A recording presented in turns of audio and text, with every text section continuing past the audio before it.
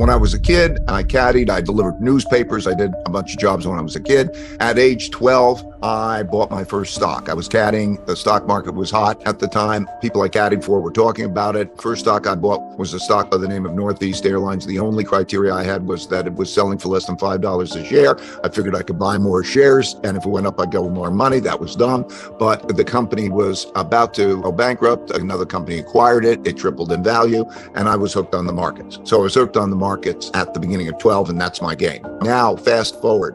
At 22, 10 years later, so 1971, I was following the markets, and between graduating from college and going to graduate school, I was clerking on the floor of the New York Stock Exchange. And in that intervening period, there was a lot of aspirations, a lot of desire to go to the moon, to eliminate poverty, to make equality in the United States, and so on. So in that early era, when there was Kennedy, and that made me an optimism. But during that 10 years, the fact is that there was a lot of borrowing of money, a lot of deficits. Back then, gold was money. And money as we know it was like checks in the checkbook that would go get you the gold. You can turn in your paper money for gold, but gold was the real money. And because the United States had borrowed a lot more money than it had, it wrote a lot more checks than it had gold in the bank. And so on August 15th, 1971, when I was clerking on the floor of the New York Stock Exchange, I watched on television as President Nixon defaulted on the obligation to pay gold for the cash. He went on and he said,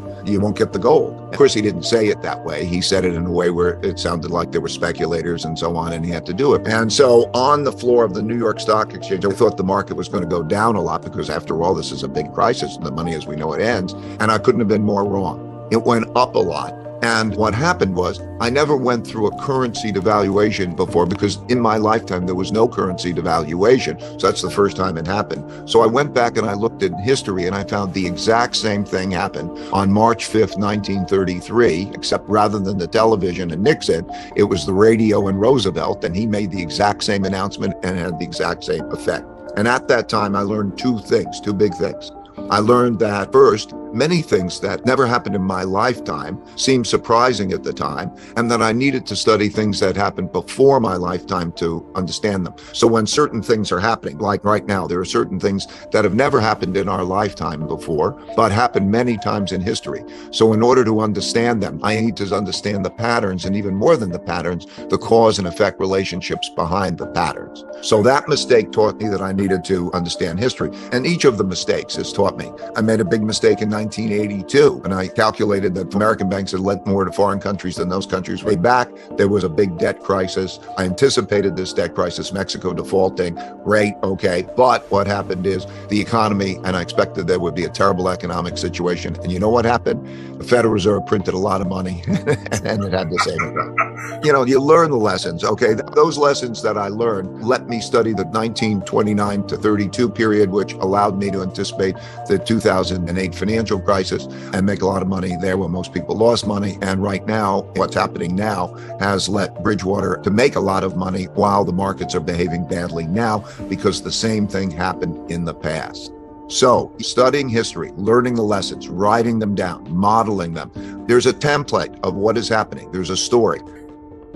What's an order? An order is the system that's operating. How do you operate? So, for example, there is a domestic order. We have constitution and democracy, and that's a system that operates, and that continues on until there's a war, and then there's another system that comes and replaces it. Our system has lasted for a long time. There's also a world order. In other words, a world system, and that world system of operating comes after a war. Why does a war happen? Because conflicting parties of about equal power have a fight, and the dominant power wins, and then they get to set the rules. And the last time that happened was in 1945 because of the end of World War II. So at the end of World War II, the United States had 80% of the world's money. Gold was money then. It had half the world's economy. It had a dominant military power. And for that reason, because it was the dominant power, New York is where the United Nations is. Washington, D.C. is where the IMF and World Bank, they put it there because it was the American world order. The dollar was the world's reserve currency. And that always happens.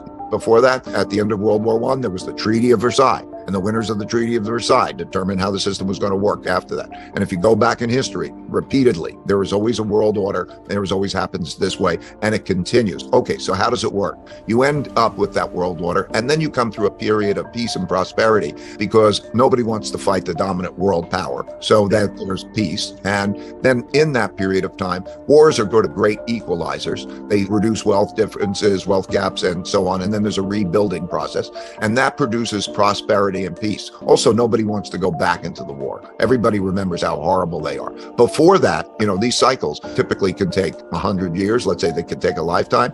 And then people forget because they weren't the same people. They forget how terrible wars are. After wars, people remember how terrible wars are and they want peace. All of those reasons produces peace and prosperity. And there's also a financial reorganization. But then that peace and prosperity leads naturally to the country that has that having the world's reserve currency. A reserve currency means it's the currency that's accepted. So naturally, the dollar is the world's reserve currency. Before that, it was the British pound during the British Empire. Before that, it was the Dutch guilder. It's the same pattern. And so there's peace and prosperity with the world's reserve currency. Now, when you have the world's reserve currency, the rest of the world wants to save, and they save in that currency.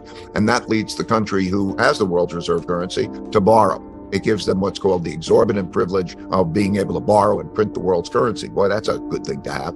And then what they do, of course, is as prosperity continues and asset prices go up, like stocks go up and everything does really well, it encourages more borrowing and spending and betting on prosperity. And that begins to have rise in levels of indebtedness. So you see debt levels rising. And the third thing it does is it creates greater wealth and values gaps.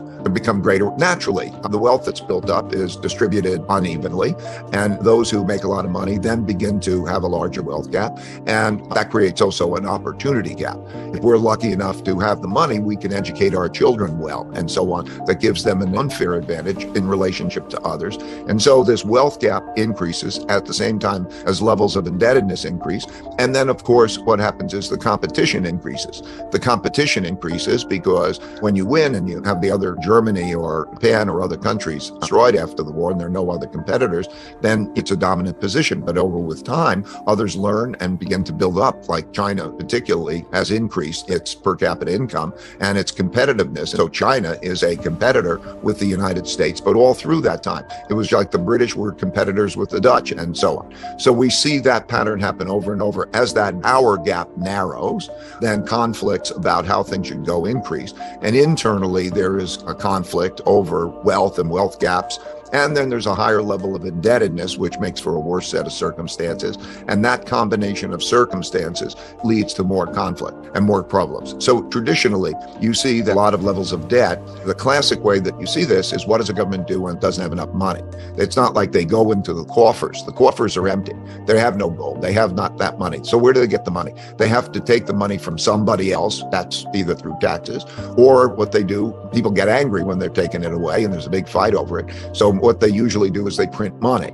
And through the Roman times, back in Roman times, they had gold coins. They put less gold in the coins. They put other metals in the coins. And inevitably, they print money when they want to spend more. And that, of course, produces the inflation. It devalues the value of money, and you lose buying power. And when that happens, at the same time, there's a large wealth gap and opportunity gap. That produces a lot of internal conflict of the sort that we're seeing now. You always see populists of the left and populists of the right. What's a populist? A populist is a person who will fight for their side. They are not compromisers, okay? So you get to the point where there may not be compromise, and there's a conflict. So you have that populist and that greater extreme of the left and the right. You have more internal conflict. And then as you have the rising power challenging the existing power, you have the world conflict. And then normally that produces a resolution, which happens through wars, because there's no world court that you bring your case to, and then there's a jury who makes a decision. It's typically through conflict. You have the next war, and you do the same thing over and over again. So that, by and large, is the pattern. I need objectivity to be accurate, but also by being able to measure those things, you can see whether you're improving or not. So it's a type of biofeedback. It starts with education. Educated people are more valuable. And there's two types of education. There's education of like what you know and what skills you develop, but there's also learning civility, learning how to behave with each other to make a productive society. Think about parenting. Think about the importance. Really, what I had was just going back to the basics. What I had was parents who loved me and were good guidance. I went to a public education, and it was a good public school. And I came out to a world of equal opportunity. in which there was an opportunity to make decisions and make things happen and then live the American dream. And really, those are the most important fundamentals. And you have a system that provides you good and equal opportunity. I mean, that's basically it. Capitalism, it gives you the opportunity. People who say, that's a good idea, give you money to build it out. It's important to do that broadly for the population because you don't know where the talent's going to come from. If you look at anybody who's been successful over a period of time, the Forbes 400 or something, and you look at those, many of those people came from the simplest, you never would have guessed where they would come from. And so having a broad-based population not only produces a higher level of productivity, which raises income and raises power, it also means that the individuals themselves have a fairer society and they believe that the society is fairer. So these are fundamentals. And when you start to see that, then it's reflected in other things. It's reflected in inventions. How many innovations, technology innovations, what share of world trade the country has, a number of the statistics. You can see that when the United States was dominant or the British that were dominant, they have a high percentage of world trade. And as a result of that, they have the world's reserve currency. So you see it reflected in the currency statistics. In other words, whose transactions? They have the world's financial center. In the Dutch Empire, it was Amsterdam. In the British Empire, it was London. In the American Empire, it was New York as the world's financial center. And so you see it reflected in all of those measures of power. You're traveling around the world, you have the trade routes, you're operating in your currency, you need a military. The United States, for example, has bases in 70 countries now, 70 countries. So you have to be a military power as a result. And all of these powers support each other. As you gain one, you get them also. You have to be a total power. The Soviet Union was never a total power. China is a total power. Soviet Union was never a total power because it was never an economic power. Okay, it had a military that was comparable in nuclear weapons, but it lost because it was never an economic power. So we have that kind of a situation. China now is a comparable economic power. So when we look at these measures, the United States in some ways is a little bit ahead in some and a little bit behind, but there's comparability. The three are creations of a lot of debt and the printing of money by the central bank to pay for it.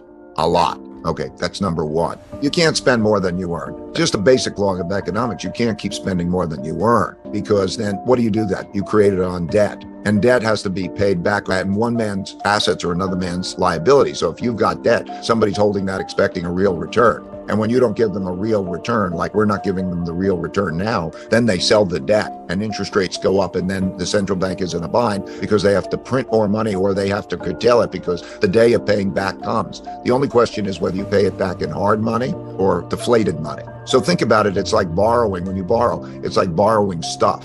We think of it, it's a certain number of dollars that you borrow. But think of it, you're borrowing stuff.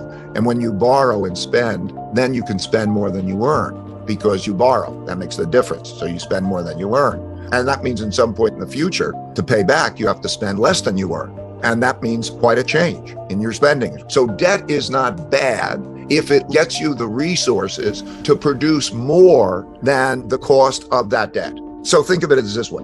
If you borrow to have a party, you borrow to go to vacation, you borrow for consumption, there's not going to be an income earning asset. Okay, so the day will come back and you're going to have to pay that back, and that's not good. If you borrow to invest in something that's going to produce more than it cost, and you're going to have that productivity, that was a good move.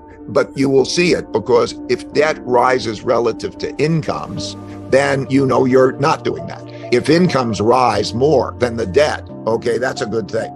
So those are fundamentals, and that's how the cycle works. So the three things that we just touched on, number one.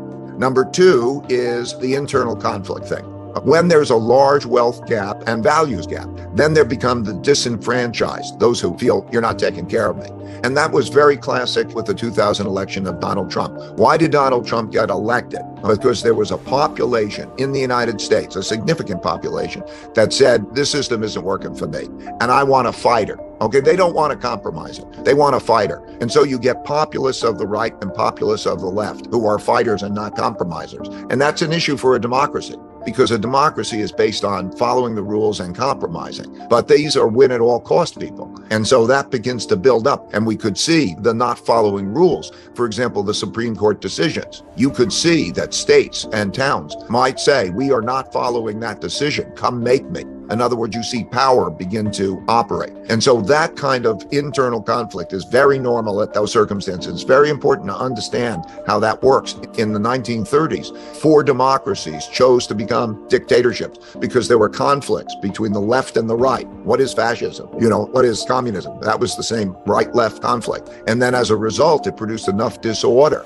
that literally the parliaments chose autocratic leaders. And what did those autocratic leaders do? They fought internally, but they got control. And then they were inclined to fight externally because these people are fighters. And so that's why there's a tendency to produce a war. So that's number 2, that internal conflict. This is all measurable. I'm describing it in words, but in the book, you can see the lines and the charts that can show you where you are. So internally, it's the conflict. And number 3 is externally the conflict, when you have 2 great powers coming in and you can measure the types of wars. There are 5 types of wars. There is a trade war. There's a technology war. There's a geopolitical influence war. There is a capital and economic war, which is commonly called sanctions. Okay, that exists. And there's a military war. And usually they progress in that order until, like, when you see big sanctions happening, we will hurt you economically. That's sort of a signal that you're at the edge of what could be a military war. Like in Japan, what we did is Japan had this expansion. The United States got in a conflict. It froze Japanese assets in much the same way as we're freezing central bank assets in Russia. That kind of a move limited their oil imports. And so that put them in a corner. And then that led to Pearl Harbor. So these types of patterns repeat in that same way. So the 3 are a lot of debt and money creation, the large internal fighting between the left and the right populists, usually over wealth and values, and external conflict over many things, trade, technology, competition, and so on, that could lead up to a war power. When those 3 things happen together, that's a lot of pressure. That's a lot of risk. And so when I saw those 3 things happening together, and I remember back, I have to study history. If I didn't see many cases of it, I need to study. So I needed to go back to see many of these cycles. I needed to go back 500 years. And I studied dynasties in China since the year 600 to see these cycles happening. And they all happened in the same way. So I know where we are. It's about 150 years, give or take 100 years. A real good long one is 250 years. A short one is about 50 years. They're typically, let's say, about 150, but it'll vary a lot, just like the life cycle. I studied history going back to about 1900, and that wasn't good enough. The 1900 allowed me to anticipate the 2008 financial crisis and so on, but actually to think about the rises and declines of reserve currencies and empires, because these cycles take so long, I had to go back 500 years, which one thinks of as long, but it's not, because in those cycles, even there's a limited number of cycles. The typical life cycle's 72 years old or whatever the number is along those lines. And you want to study a few of them. You want to study as many cases as you can. You need to then go back and see those number of cases. But in that 500-year period, I studied the 10 top empires. I saw they all had that cycle. And then I also studied Rome and others. So it's like a movie that happens over and over again. It's almost as though the same story happens over and over again. And the only things that change are the clothes that people wear and the technologies they use.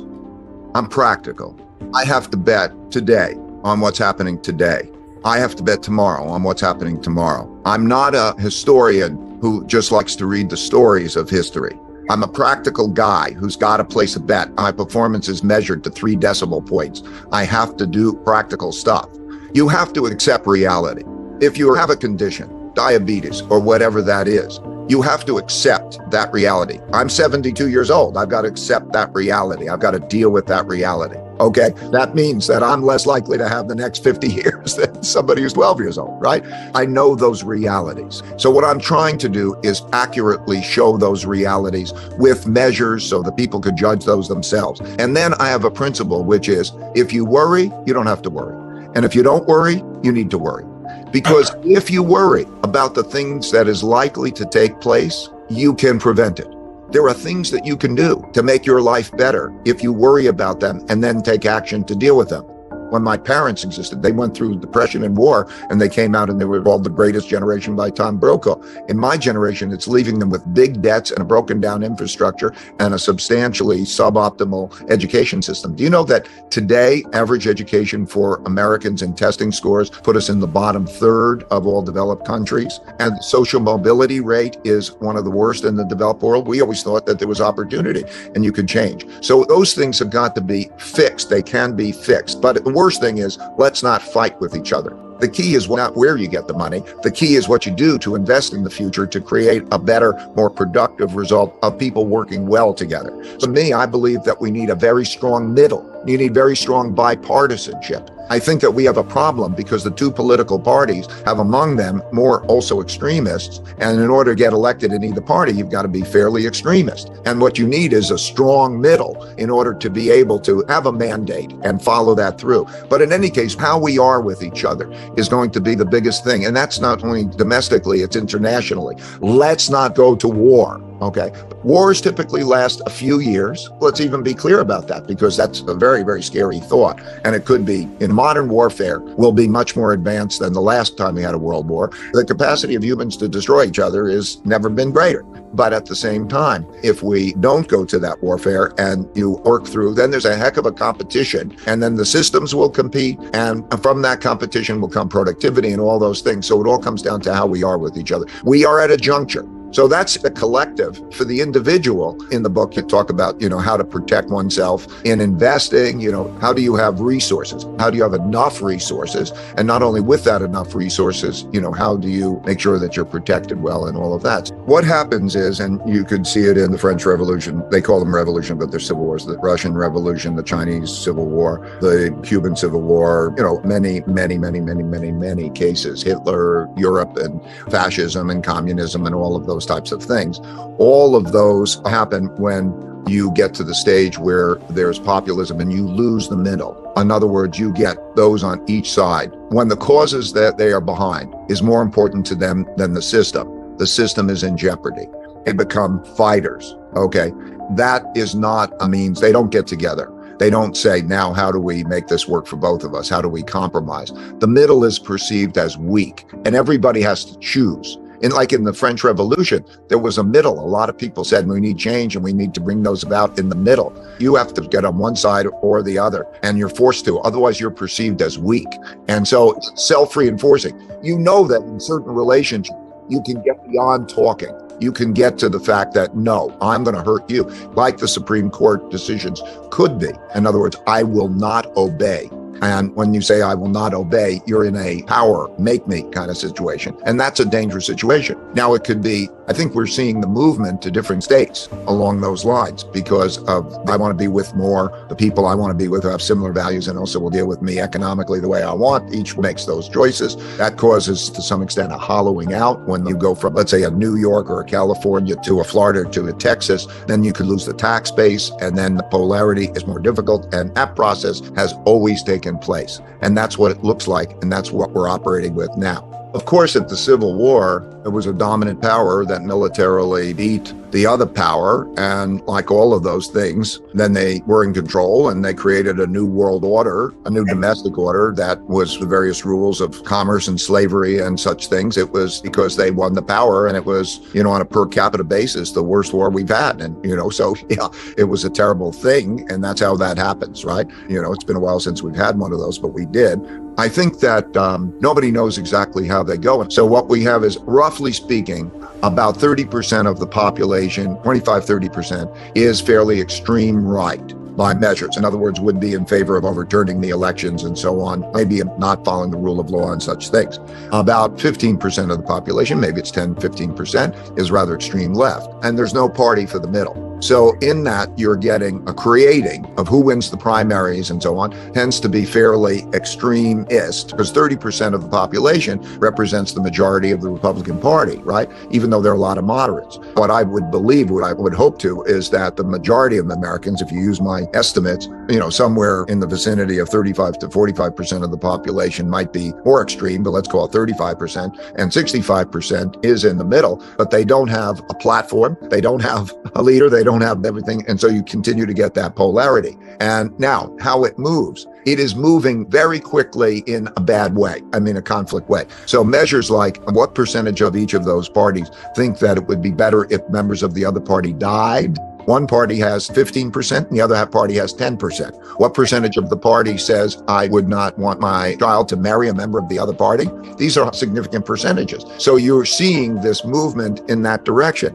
How does it work exactly? I can't tell you. But it is a fact that, gun rights and the ability to have guns, there are many more guns in America than there are people in terms of that. And some of those people will say, make me, or it could be. I'm not saying how far it goes. I don't know anywhere how far it goes. I'm just trying to say that this is a problem. It is a problem that there's not a strong middle and there's not a strong pulling together. I think the president of the United States should be bipartisan. I think it would be great if they had a bipartisan cabinet and they brought the people together, and that those in the middle had that commonality, and that those at the extremes were the odd ones out. Like in other conflicts, there are sides, like there were the Allied and Axis powers.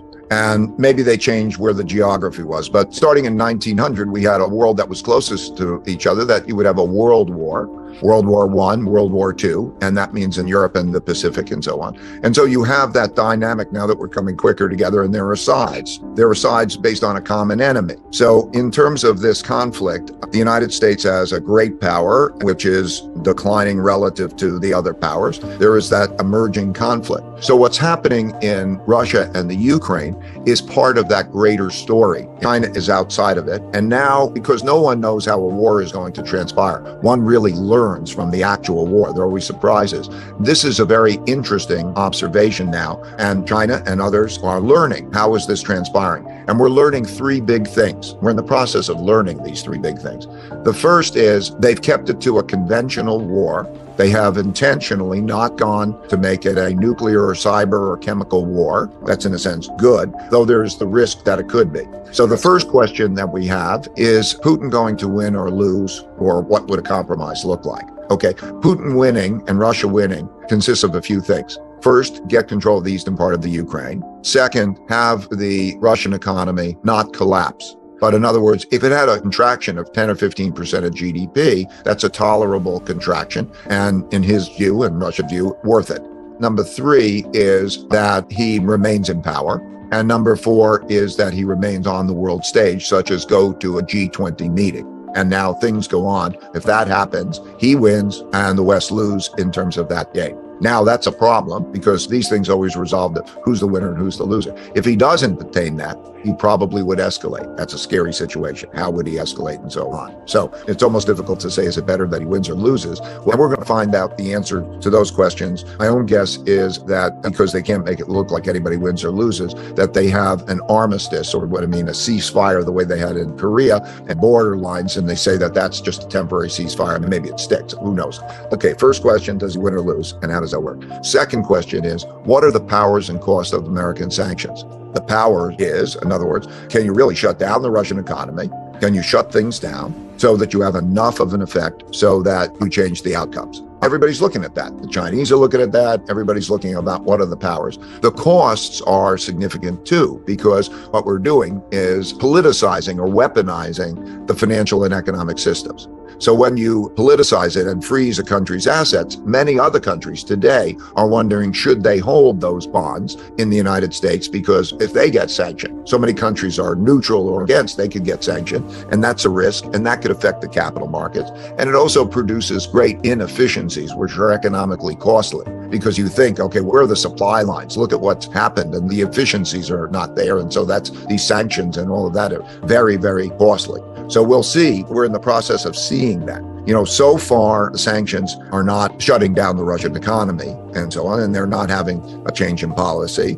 And it is a very important question because sanctions are the United States' only unique power now, because the military power and the economic power has become more comparable than it was before. So that's important. And the third thing we will see, and we are seeing, is how the sides align, and basically into the Allied powers and the Axis powers in Europe and in Asia. And we're seeing that. Who will support Russia? Who will deal with Russia? So when you look around, you can see, for example, which ones are neutral. India, Brazil, Indonesia, Mexico, Middle Eastern countries, and so on and so forth, are still dealing with Russia. You'll see whether the country's on which side, which country's on the other side. All countries are increasingly being forced to pick a side and go into Asia in those countries. I speak to leaders, I speak to most leaders, and they're saying, which side do I pick? Because I'm increasingly picked to pick a side. When you see the president or you see representatives and you see others flying around the world, that's basically pick a side and here are the consequences. The China situation is very concerning because, as I say, Russia is not a comparable power. It's relatively economically, it's a minor power, and you need all of the powers. But China's a different story. Taiwan could be one of those situations. At some point, it will find some form of resolution. But I would say still the odds are that they won't cross the line for the military, but our risks of it are great. It's like two giants wrestling with each other 6 feet from the edge of a cliff. You can say, okay, but you could go over that edge of the cliff too easily. So that's what it looks like to me.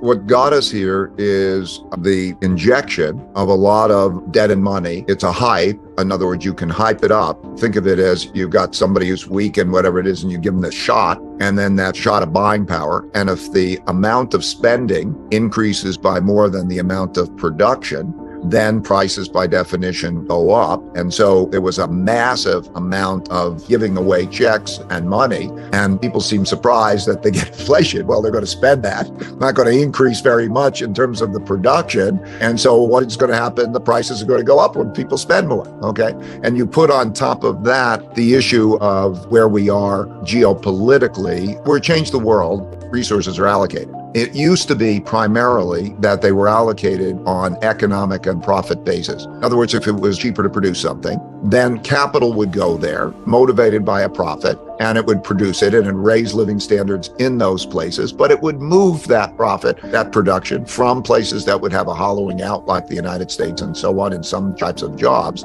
And we're now in an environment in which resources are allocated by political and ideological concerns or issues. In other words, we're not going to produce it wherever it's cheapest. And also because of worries that we might be in war, or that you could be in a war, every country wants self-sufficiency. And every country's worried, or every company is also worried, that they might be in a place where they are affected by politics. Think about it. The Nikes that you're buying, the Apples that you're buying, 22% of all manufactured goods imports come from China. And just imagine if the world said, we're against companies that are producing and operating in China, like Russia, let's say, if that was the case.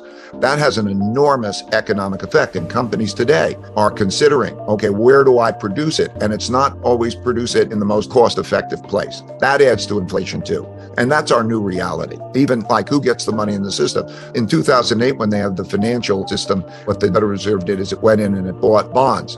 And when it buys bonds, it's buying bonds from those who sell bonds. And the bonds go up, and then those who are investors then take that money and they buy other financial assets. It does not trickle down to the population. It won't get the check to the person that needs to get the check. But in this last time, what they did is the government determined who's going to get the checks, because the federal government can determine that. So the Federal Reserve buys the debt of that, but the checks go where it's directed. So the ideological and non-economic forces, in a sense, but those that are being managed for a greater purpose, move that way. And that's, by the way, also very typical of wars. In all countries, they become a command economy. In other words, if I just left it to the profit system and people buying what they want to buy, it's not going to get the resource allocation a country needs in war. And so you're seeing both of those dynamics taking place in producing inflation. So what does that mean? There's a paradigm shift. A paradigm shift is about a 1 in 10 year shift in the perception of what's likely and what the world is. There was a paradigm that was created by a combination of low inflation and also central banks producing free money. In other words, free money like almost zero interest rate or zero interest rates. That means you never have to pay, if you borrow the money, you don't have an interest payment. And that in many cases, you had interest-only loans and you didn't even have to pay back the principal practically.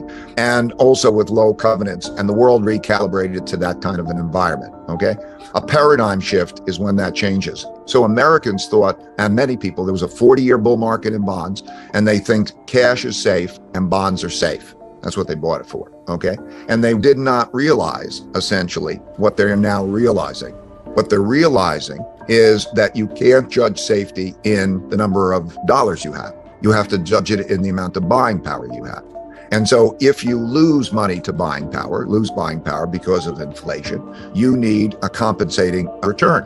So for example, with an 8% inflation and a near zero interest rate, you just lost 8% of your buying power, or almost that amount. So then that changes behaviors. As that changes behaviors, people do not want to keep their money in there. I would not keep my money in there as long as interest rates are low in relationship to the inflation rate and the likely inflation rate. You're going to lose buying power. So that's why you see money moving. It's better to borrow than to lend.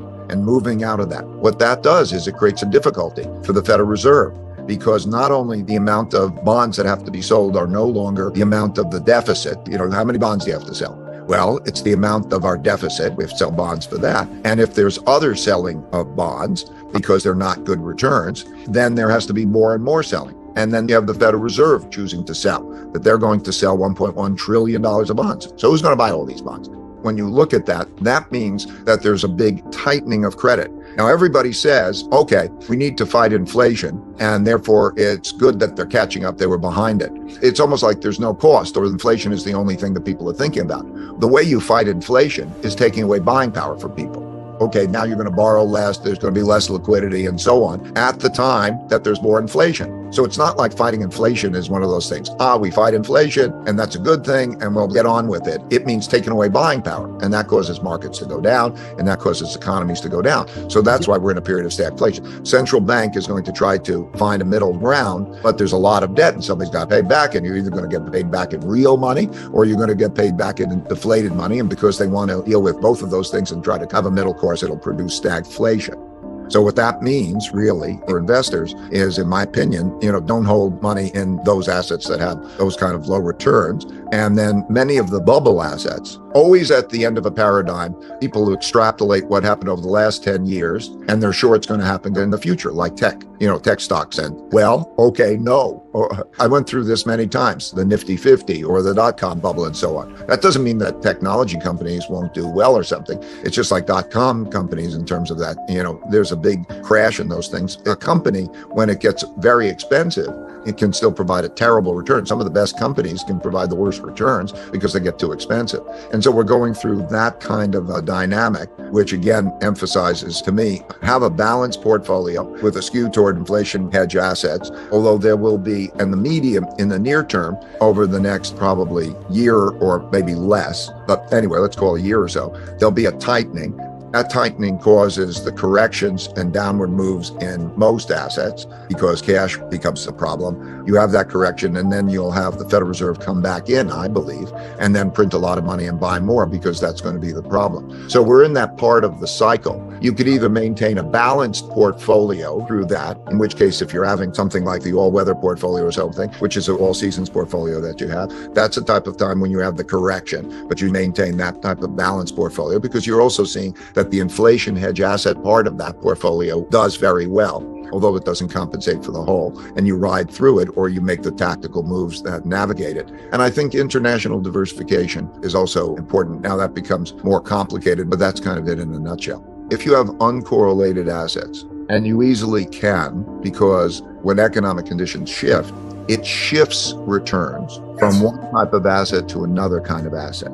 When you have uncorrelated or low correlated assets, you can dramatically reduce your risk without reducing your return. Just to give that as an example, the holy grail of investing, it could be 5, it could be 10, it could be 15, but you will cut your risk in half, or if you get down to 10 or 15, you will cut it by 80% without reducing your returns. It's more important to know how to diversify well than it is even know how to pick the best things. And one of the problems of the world is that everybody wants up. They want up in the stock market. They want up in the real estate market. They want up in the economy. And that has, central banks can produce up by giving it this shot of money and credit. They can always produce that up. But that up over a period of time has a consequence. And that consequence is that there's a lot of debt. And that has to be paid back. That will be paid back in depreciated money. So you don't want to be in that position of like, if your portfolio is going down a lot in this, that's not good. To give you an idea, if you lose half your money, it takes 100% return to get back. You lose 50%, you need 100% to get back. There are people who are in some of these tech funds that are down 70%. This can't be part of the game plan. So the issue of being able to reduce risk through diversification, which doesn't reduce return. In my view, never put yourself in a position that you could lose more than 25%, in like a worst case situation. 25% in a game plan, that can be acceptable. But if you go into that, and if you look at any single asset in buying power, there's no single asset in buying power that hasn't lost 75 or 80%. So you need diversification. I think for the next number of years, I don't know whether that's 5 or 10 years, they're going to be more a comparable power than a dominant power. And how that period of coexistence goes will be very, very important. In other words, avoiding that. And at the end of the day, the strongest will win out. And the most important thing is that the United States becomes the strongest. That will determine the biggest outcome. But you have to recognize the power of China. The number of people is more than 4 times our size. So on average, it had per capita income of half of ours. Then its economy would be twice the size of ours. And if it's twice the size, that means twice the size of buying power on anything you want to buy, whether that's technology or military or something. That's a reality. Since I started to go to China in 1984, and I have gone there repeatedly, and I've loved the place, and I have a lot of respect for the place and the people in various ways, and I've gotten to know it very well. And I love America. Let me be clear. I've lived the American dream, but I'm making the point that I've known it and I've watched it. Since I started going there in 1984, its per capita income has increased by 27 times. Life expectancy has increased by 10 years. This is a very viable competitor, and where we will be 20 years from now is going to be mostly dependent on, first of all, are we going to have a war with each other, or are we going to then be able to compete, our systems competing, and then can we compete effectively? I think that the desire to avoid a war, that's of paramount importance, then it makes it less important whether they're richer or we're richer or more powerful, because there are many people in many countries that are not the most powerful, that are living happy, productive lives in their own ways. And so I think that the war thing is the most important thing. And then we'll be responsible for ourselves and our outcomes. I think it's something like 275 million people who are over 60 or 65. And because of their one-child policy, it used to be that the young would take care of the old, but now you have a very difficult burden because you have 2 old parents who are now in that situation, and even the medical system and so on. That's a great burden. And then they have, a lot of issues, everything from weather issues and so on. So they have a lot of problems. We have a lot of problems. They have, a large poor population and underdeveloped. Now that's both potential and problems. And so it goes back to how do we each deal with our problems very well? And that'll really be it. First, financially, be financially strong. Have a good income and balance sheet, income statement and balance sheet. Think about how many months or years that you could live if you didn't have an income. The more financial security you have, the more maneuverability you have, both to protect yourself on the downside and to take advantage of opportunities, and to know how to achieve a balanced portfolio. This is very important, I think, financially. And then be with people, your community. The source of happiness. Psychologists have studied that above a basic level, income is not a source of happiness. Community is the highest ranked source of happiness. So how you work well with others. So I think meaningful work and meaningful relationships, to be productive and to also have the joy of those relationships, I think is of paramount importance. And then also to realize what the risks are. And do you understand those risks? And where are you? And where do you live? What are those risks like? To recognize that the world is domestically and internationally breaking into different ideologies and different economic systems, really. That happens state by state as well as around the world. And to understand which are the places that are the best for you in those set of circumstances, to be aware of those risks. And then it's just the fundamentals, raise your kids well and raise productive. I should say that in most of these cases, even the worst case situations, it's okay for most people. In most wars, most people don't die. Okay, most people don't get injured. Okay, most people don't. In most depressions, even most people don't get unemployed. Okay, they are scary situations, but it's not the end of the world for most people. It may be meaning cutbacks and so on, but that's often good because it's okay. You don't want to get spoiled. You want to be self-sufficient, and you can get strong sometimes. So most people can get through these things fine. Just understand what it's like and navigate that well. As the country becomes the largest international trading empire, its transactions can be paid with its currency, making it the preferred global medium of exchange. And because their currency is so widely accepted and frequently used, people around the world want to save in it, making it the preferred storehold of wealth, and thus the world's leading reserve currency. The guilder was the world's main reserve currency when the Dutch led world trade, the pound was when the British led, and the dollar has been since the US led. Naturally, China's currency is increasingly being used as a reserve currency. Having a reserve currency enables the empire to borrow more than other countries. That advantage is huge. Think about it. People all over the world are eager to save and hence lend back their currency to the empire.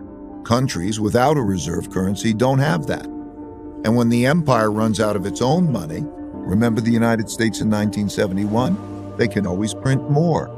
The exorbitant privilege afforded by the empire's reserve currency leads borrowing to increase and the beginning of a financial bubble.